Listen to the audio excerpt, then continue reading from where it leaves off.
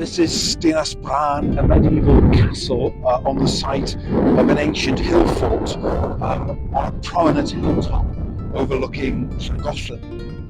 The castle you can see today is covered and built by Griffith Maelor, an ally of Llywelyn ap Gruffydd in the 1260s.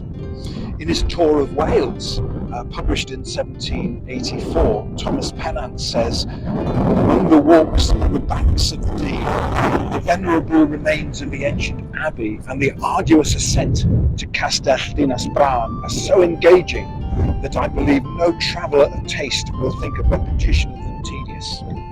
He also includes a wonderful engraving of the castle by Moses Griffith.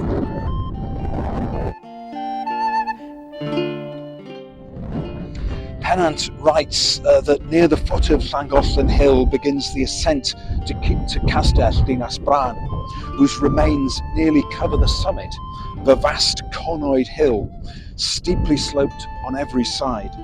The form is oblong, the materials the coarse stone of the country. He adds that the side which is less steep is defended by deep trenches cut through solid rock.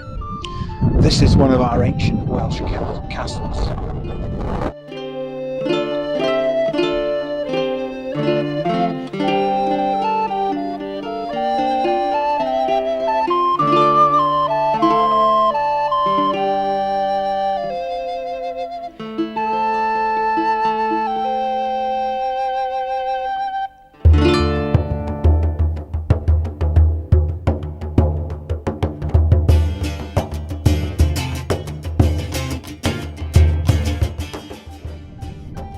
There's a legend that the castle is named after Bran, a Cornish prince, or even King Bran Bendigeid, who appears in the Mabinogion as Bendigeidfran.